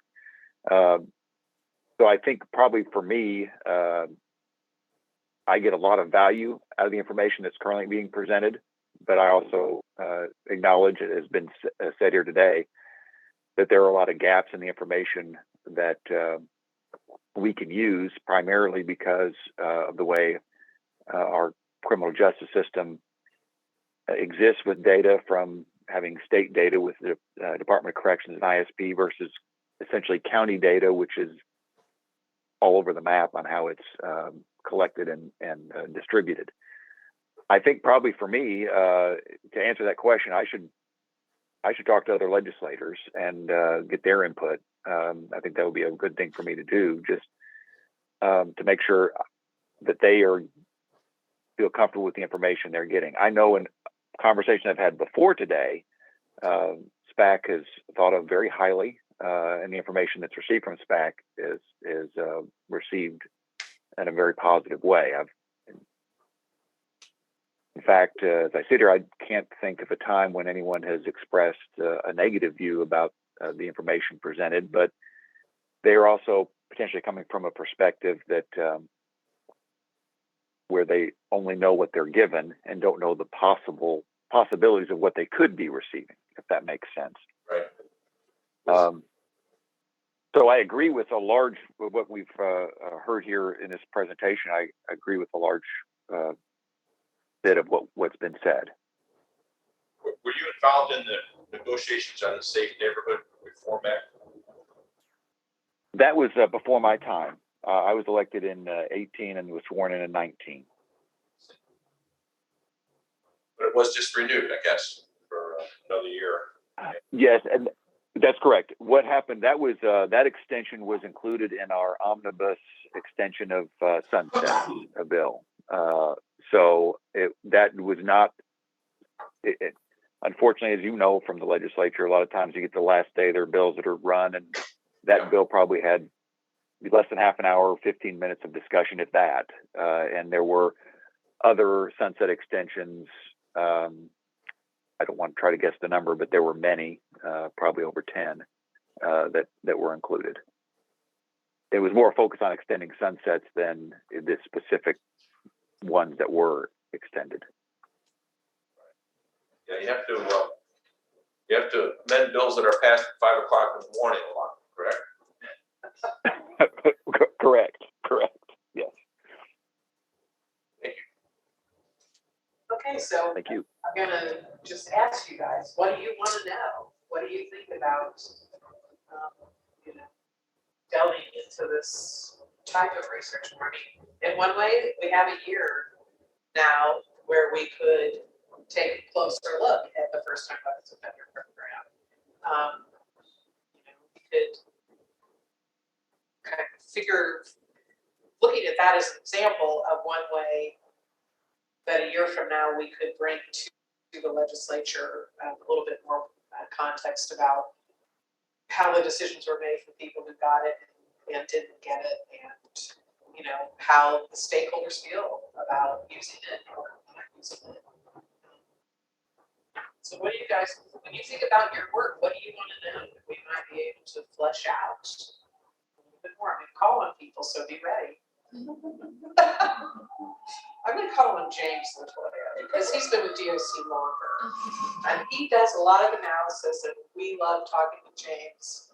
My questions are all pretty DOC centric, but I would wonder, right, so the people who are eligible, as I understand it, right, it's 18 to 20-year-olds, I would be curious to know how the numbers, this is in fact, you know, has been successful, and this doesn't necessarily get at some of the questions about the upstream effects, but how increasing that cutoff to 22 or 24 would benefit Department of Corrections insofar as there are few people coming into the Department of Corrections. That would be that's kind of in line with your more traditional analysis, I suppose, but that's kind of what I was left wondering, because it seems like a pretty narrow band, and what would the impact be if that were expanded? If that band works. Yeah. And Scott, you see a lot of defense cases in your time, juveniles now. What do you think? I mean, I think that we've talked a couple of ways. First, it's my reaction is that there's also a fire burning right now. Making sure that like how it has been implemented is correctly and fixing problems that have been identified, that getting good information out of the information to like what's happening outside of this jurisdiction. So it's, you know, it's important to try to get better qualitative data on top of the quantitative data, because perhaps that's how we start to uncover the realities of how something is actually being felt and experienced on the ground. We talked today, you know, I asked the question earlier about, you know, on the first part of the same thing with the bill, how can we, what information can we be aware of when we're only getting sort of mission data from DOC, and when we don't have information on how to legalize their vehicles versus traditional sort of judges exercising their discretion. Like there's so much more, there's a greater depth of understanding that can come from just more quantitative data to sort of help tell broader pictures of fuller understanding. So absolutely, I think that it would be important for SPAC to start to look for ways that they can add to the quality information that is already sort of being given. Because, you know, I agree with our like every time I hear information on sort of SPAC data, it's sort of perceived as sort of, okay, that's something we can rely on and base the policy. So I think anything we can do to sort of like broaden and deepen that information will necessarily be beneficial to the state. We also have to make sure that, you know, when policies are being implemented, they're not creating this negative side effect that was never being expected.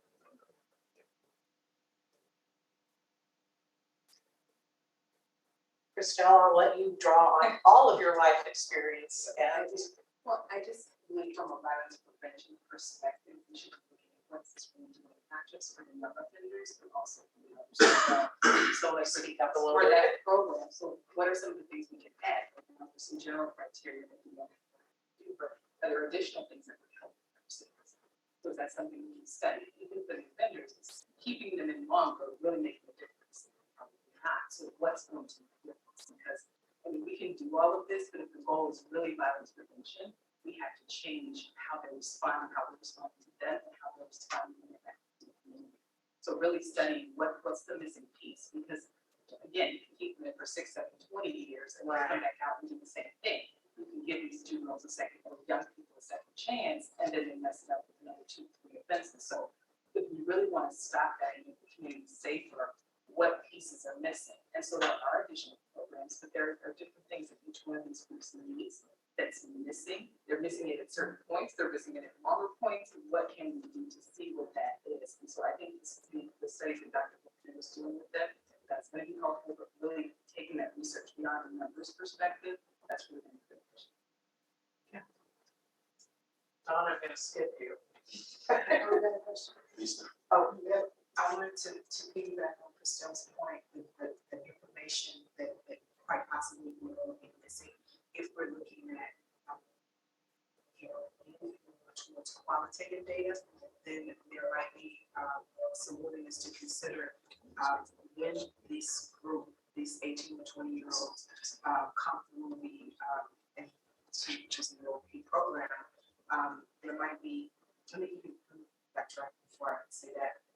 In the work that I've experienced in the few years that I've been on the parole board, I've come in direct contact with individuals who have caused harm, and very few of them who have caused harm have not experienced harm themselves. And so one of the things that might be willing to, that one might be willing to consider is incorporating ACEs studies with this group of individuals that come through this program.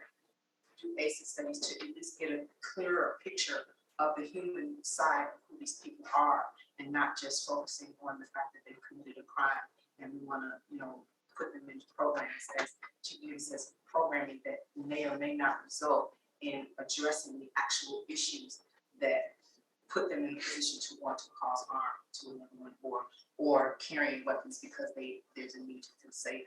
There might be some other unresolved, unacknowledged, unaddressed trauma that is not being acknowledged, and that it might be something to consider when we want to enter the qualitative. Bringing a person to the analysis, kind of what we're talking about with that, understanding of individuals.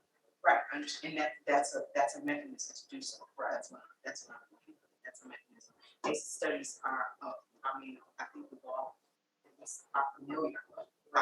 They are very good tools in just getting an understanding of who's sitting in front of you. Just a basic understanding of who's sitting in front of you. You grew up in a home where you were getting abused, parents, or somebody with drugs. That gives a different picture of who is actually sitting in front of you and how they have the capacity to cause harm. Right? And if you can get a picture of that, get some clarity about that, then you can get some direction about what the programming should look like. Barry?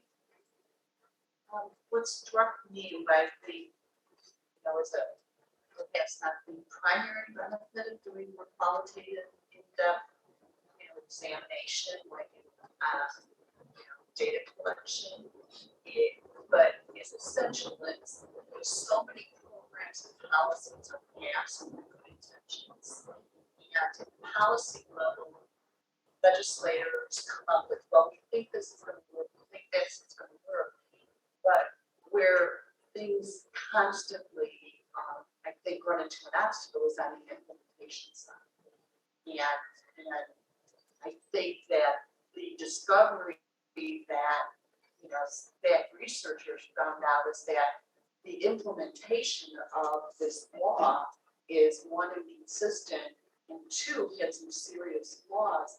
And I think doing the qualitative research, asking those questions, teasing out where the implementation isn't perhaps it's falling short or just isn't accomplishing the purpose. I think is an incredibly valuable product that SPAC can help with. Now, I'm not sure how it falls into the original intention of this mission, but and I know ICEJA does some of this work, but when you're talking about anything, we're talking about collection of data, by state police, the number of agencies reporting data into use OCR, NIBRs, when you actually look at, the shortfall between what's intended by the law or the program and what's actually happening on the ground, you find out that, maybe it's not that we don't have the right policies, but the policies we have haven't been implemented. And to the extent that the outcome, the product that is produced, identifies those vulnerabilities, those mechanisms that aren't working properly, I think that's incredibly valuable. Qualitative research and implementation to be very interesting. I just want to echo that. The fear of doing more qualitative research to interview, say, victims and defendants is a lot. Sounds like mission creep for a policy, this sentencing policy advisory council, which is what I was listening to. Of the implementation studies, I think is where the real benefit is. And I just want to echo that. I really think that's the place to go. Like, we pass all these laws, we develop the programs, and ensuring that there's fidelity to the program, or understanding why perhaps some people are circumventing the law. And by that I mean system actors, prosecutors, defense attorneys, judges are not following the law as it was intended to be implemented. That's where I think the benefit here is, because this is about understanding the impact of sentencing laws or practices on the state at a system level, and I don't say that it's not valuable to understand how victims and defendants are impacted by laws. I just don't think that's the purview of this body. I think it's fine to partner with academics and say, like, if that's your interest, you should pursue it, and we can help work with you that. But I think this body is about implementation process and fidelity of programs that are implemented at the state level, and understanding why it is implemented as it is, right? Or why it's not implemented as intended. I think that's really the benefit. And you can't get that from the market. That's right. Well, Dan, your life's to do over the system that's not incarceration. You've had to implement some serious stuff recently. Give us your thoughts and insight. Well, first on qualitative data, I think that our perspective is absolutely the quantitative gives us the what, and then the qualitative is going to give us the why.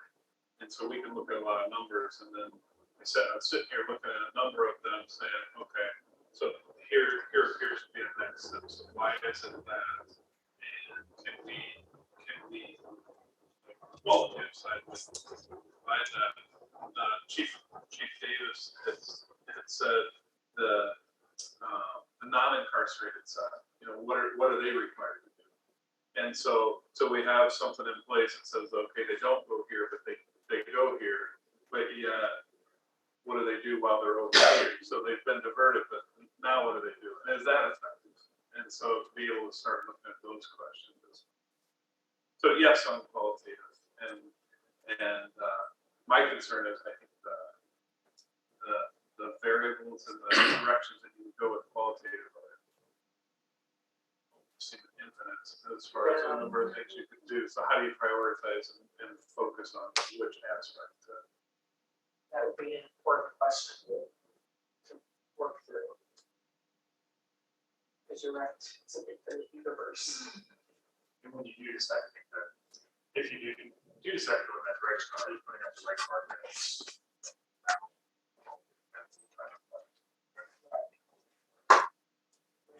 SPAC is never been it's not formal in our statute, and we didn't need to make it formal in our statute, but we don't share data. We don't really maintain our own data set per se. We're accessing data, and we're accessing more and more as time goes forward. So that could be an important clarification. Lisa, do you want to add anything to your previous comment? It was pretty good. No, I think I got it all out. Okay. Our newest member, Chief Davis. I'm still trying to find my way here. I know. I don't mean to trying to make pressure sure you. that I operate within the scope of what we're supposed to be doing, but qualitative standpoint. So from what I'm hearing, I'm thinking that we our primary responsibility is to ensure that the intent of legislation is actually being practiced. We're making some determination as to how practical the implementations are that have been put in place. I think just a couple components that are important to the process are entry and resources. And while taking these things into consideration, that from the sentencing, we already have to be talking about re-entries. Because they're going to be coming back. And I was at a meeting, law enforcement meeting, but in Ohio several years ago, and this lady came and she had a keynote section on re-entry. And I'm like, what are you talking about? The police, what are you talking about? Re-entry? But by the time she got done, I realized that we do have a responsibility. Or when it's explained to you, you don't know what you don't know. Right. And that was one of those situations for me. So I think that those things need to be done here from a resources standpoint. Again, go back to what I mentioned earlier, that we're diverting people, but diverting people for the sake of not having them incarcerated is not productive if we're not resources to address what happened in this situation.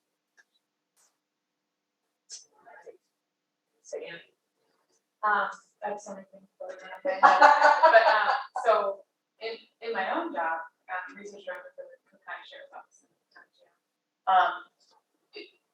I mean, we have a lot of people who are very frustrated by operational people who work in our office. We're very frustrated by like numbers just being thrown at them without them being able to shed their own operational context on it, right? So it's a really big part of my job to do sort of like, qualitative research on the very, call up the lieutenant of the district and say, hey, what's going on in your district? Why are traffic stops up so much? It's a very big part of our job, but from a resources standpoint, to do true, actual qualitative data and analysis, or qualitative research analysis, like to take something from being an anecdote to being sure qualitative research, takes a lot of time. Takes a lot of time, but that's all to say. I just think it's super important, and I encourage people to do it. And again, like I mentioned, we do it a lot more of it on the operational side, to understand why things are happening, why the population increasing, whatever it is. And then in some of our programs, we do it a lot to understand who's in our program. To your point, have you been a victim of crime? Have you been a victim of crime? Were you employed when you came? Just all kinds of stuff. It just we do it on a very needs to be honest. And just when you're asking, what do you guys want to know? I'm very on the topic of PW. I obviously very solely my slice of this universe is pretrial incarceration. So I'm very interested to see what happens to the PW population in our jail. And what that means for their eventual sentencing. I don't know. We've been trying to predict the entire UW population between this in the jail, who's on electronic monitoring, who's out in the community, and what that means for their eventual sentencing. And I don't, you can see what actually does happen, but understanding why something doesn't happen, I don't know. I don't know if I'm making sense, but like that's a question that popped in my mind. I think that's an interesting question, the interaction between pretrial and the ultimate sentence. Which is there is one. Yeah, and Should, I guess, right? we'll see. Okay, Del Reese, she sits on the money at ICEDA and a lot of research, brings it all together. Your Yeah. thoughts? So a lot of what was said about resources of it, I won't repeat that, but just looking at the population and doing some qualitative exit surveys. I think this is a key population that has the answers to solutions that we need to find out what resources and investments we use. That's it. And also kind of what legislative intent, and I think it's the same neighborhood. So, like, a way to get community level data,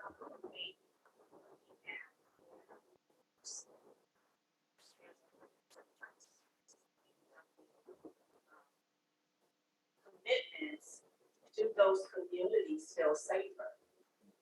Is there any correlation between the actual act and what the intent is from the community perspective? And then Lisa brought up something about ACEs and just being, just acknowledging that we're creating a level of ACEs for the children of the UUW. And what does the data say between prior violent crime? Because I just know anecdotally, most prior crimes are drug related. And now you have a felony drug offense and then a UUW. And then there's a huge assumption that as a UUW, somehow you're a violent offender. And I'm not sure that there is a correlation. So what, is there any qualitative data around understanding, you know, what this population, who this population really is? Are they the violent? That might be something to look at, but just going back to that in terms of services and prevention. Now that we're creating a group of young children who now have ACE for, how do we make sure they're not the next wave? So I know that's huge, a lot, but those are just things that I should thought about. Well, we've been, We have some remarkably- people on Zoom that we need to talk to. oh, good. You have Um, questions? You have questions or you want to ask? Well, I want to ask our members who are on Zoom. We have Augie and Judge Bernardi and Representative Windhorst. You know, Augie, I'll start with you. I mean, you're on the front lines with violence prevention. Your thoughts on, you know, ways, directions we could go and the importance or concerns about doing qualitative stuff. And you're on mute, Augie, so I need you to come off of mute. If you're Thank you, Kathy. So I completely agree that qualitative research is extremely important. That's always been one of my soapboxes in every organization that I've been in. When we focus too much on the quantitative aspect of the research, we tend to miss a lot. There's a lot of value in that qualitative research. I know that a lot of us in our fields run into a lot of anecdotal evidence of what's working, what's not working. But unfortunately, we can't use those to make a strong argument. But if we turn that into qualitative research, then that information comes out, we're able to collect it, and we're able to really find out what the population is that we're focused on is seeing, what the frontline people are actually experiencing. And there's always going to be a lot of stuff that's not caught in the net of that quantitative research gathering.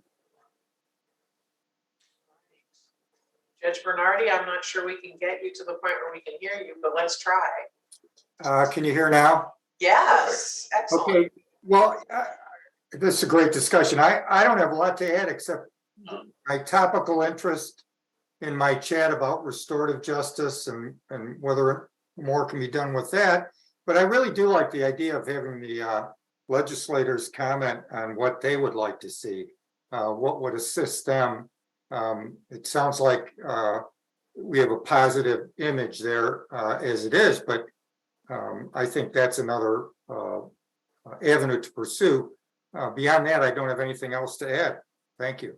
All right. And then we have Representative Windhorst. You kind of made some comments before. Anything more to add? Not especially, but some of the comments that went around were difficult for me to hear. So if some of this was said or covered, I apologize. Okay. With moving potentially in this direction, is it envisioned that we would pick a particular subject matter or maybe one item to start and see, where that goes and whether it has value for the legislature? Is there more of an incremental approach versus a shift? And maybe that was already said and I missed it, and if so, I apologize. No, I think that's part of what we would have to figure out is what would our process be for picking projects. But I'd kind of like to ask you from your perspective, the question on implementation. Do you think doing studies on how policies are implemented would be helpful in you know, would be helpful to the legislature in assessing essentially the success of the policy, but also maybe other things that might need to be done to assure implementation. How do you feel about an implementation study? I think for me, it's just my observations in committee, on the floor, and in conversations I have with advocates and other legislators, moving from the theoretical to the practical is often where a lot of the conversation occurs, and so I could see where there would be value with showing the practical effects of policy through qualitative research. I think based on some of the other comments I did hear, I think perhaps picking a specific area that we can do something fairly tangible and also that's not too large to get our arms around, maybe the appropriate place to start. I agree with the comment we shouldn't go beyond what our mission is, and we don't want to get well beyond that. But I also do see the value in this research. That to understand what you want a policy to do and what it actually does is, I think fundamental to our jobs as legislators. So research of this nature, helping with that would be welcome. Okay. John, any thoughts? Well, I really appreciate Representative Winthrop's comments, because you have, as a legislator, you got to get elected, and there's public perception of crime that sometimes these statistics might bump up against. And I think, Representative, you can't get too, I think with your idea about taking one topic and doing that research and seeing if something is discovered that's kind of counterintuitive and how that might affect the legislator's decision would be really interesting. Everybody's against crime. Everybody's going to get elected. There's many times the perceptions are just not accurate at all, and so it's frustrating. So I appreciate his comments. He's saying there's an area that we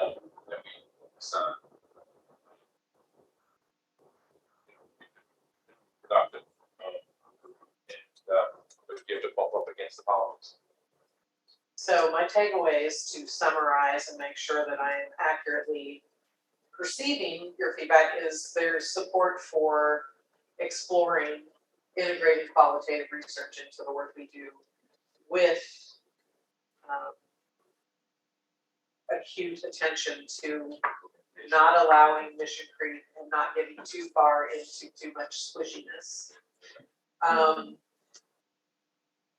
Of high value to many of our members would be looking at implementation and why a policy was implemented or perhaps not implemented in the way that it was intended, with an idea towards comparing what the policy intention was with what actually happened, and maybe identifying unintended consequences. And that, putting some context to numbers is going to be a helpful thing. But we have to be really diligent in not going too far afield from our essential mission. So my thought is, what we should do as a team is come back to you in our next meeting, which will be sometime in June, with some ideas for projects, and we might be reaching out via phone call to kind of ask a few more questions and suss some things out. We will look at the policies that we've dealt with in the past and maybe pick a few that we think might warrant an implementation look, and come back and propose some things to you in our next meeting. And I appreciate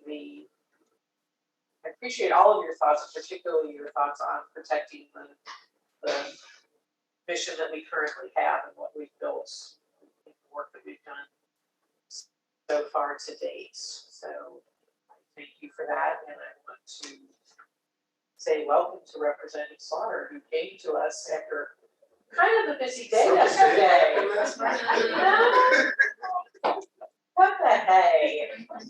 lucky you got here late, we're gonna pick on you. I understand. Yeah, so last year, the legislature passed a resentencing task force, and we have staffed it, and we're supposed to make a recommendation to expand the use of resentencing motions in the trial court to reduce prison population. So some members here have served on the task force. So Kathy, let's have a summary. I just want to give a quick summary because we spent a lot of our time and attention on the task force over the past year, and we have Scott May, Chief Davis, Lisa Daniels, Latoya was on it. We have a lot of overlap. Let's make Latoya talk. Sitting over there. And I will say that all were active, engaged members. And, you know, it was our first task force experience, and it was unique to me because I am, you know, we all sit in a lot of meetings, and I really wanted the meetings to be worth the time of the people that were in them, and I hope we accomplished that. But basically, you know, we kept to our deadline. We were supposed to have a report by July 1st. And as a group decided that was impossible given the nature of the subject matter we were looking at. And the fact that we were talking about creating a brand new process in the courts to revisit sentences that we started out with extreme sentences of 20 years or more. And then we got a little bit broader than that. But I'm happy to report that we do have a final draft of our recommendations. There are about 17, some of which are specific, some of which are a little bit broader. You know, essentially everybody, well, I'm not going to say we had consensus because we voted by majority, but there was support for having this process, for not excluding people on the basis of their crime conviction.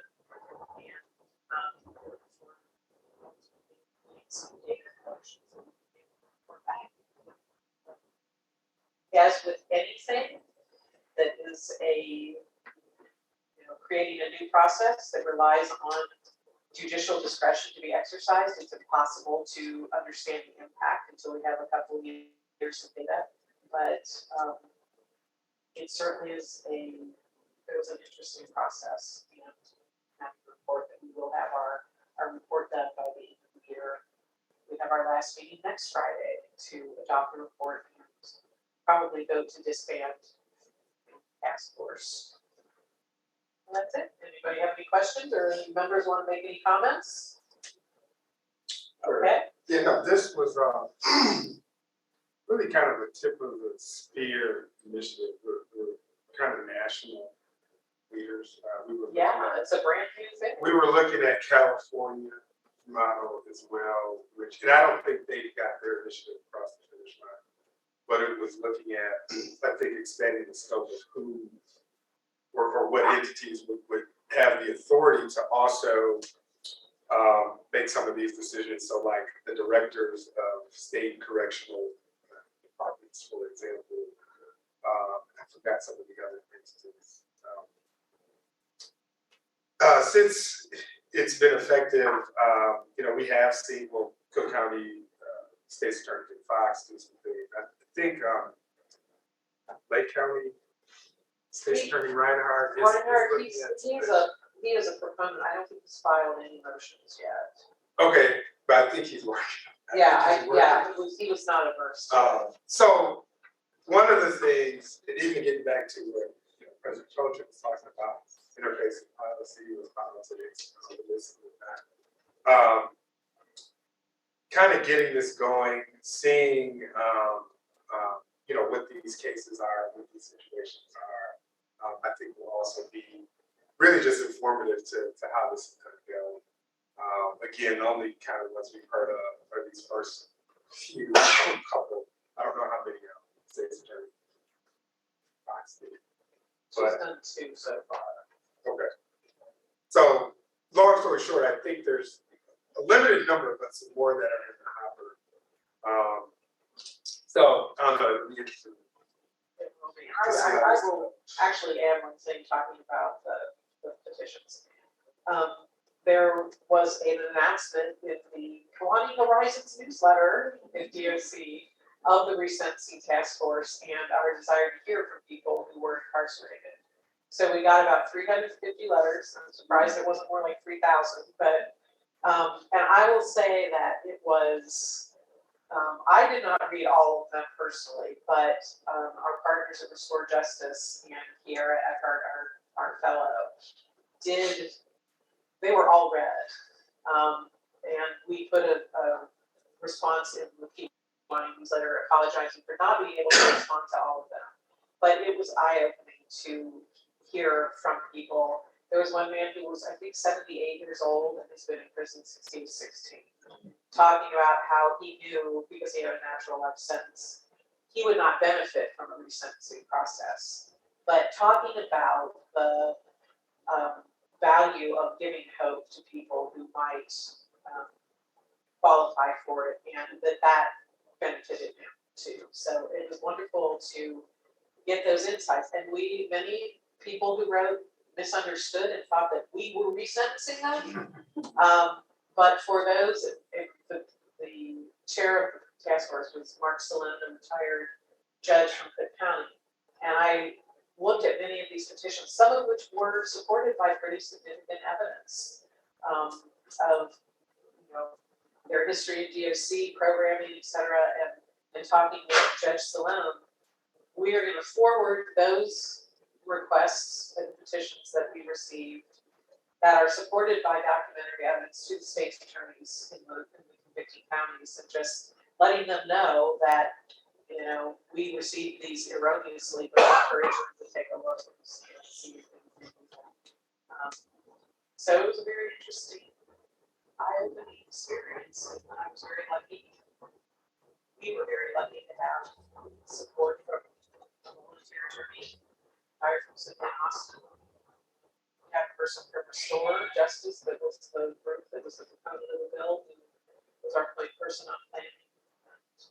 Two facilitators who helped keep things moving along and keep the meetings focused. So I hope that the recommendations are useful to the legislature. We'll see what happens.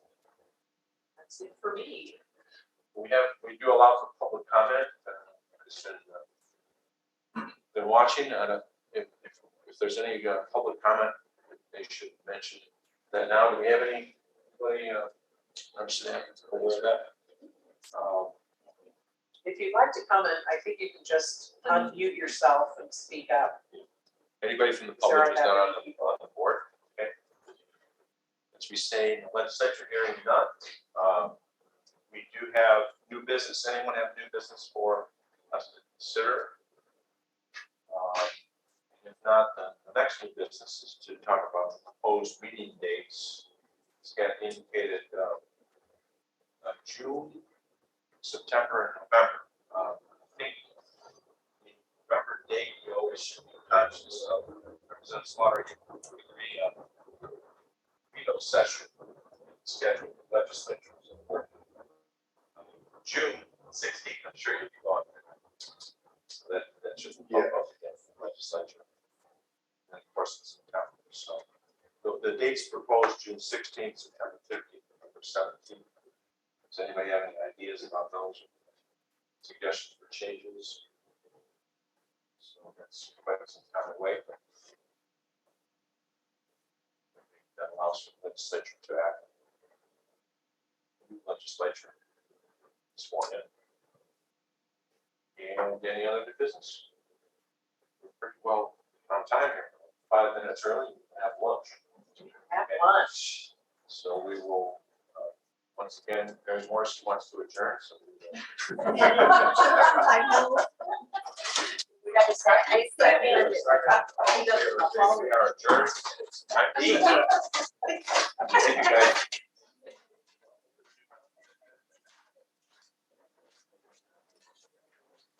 Okay.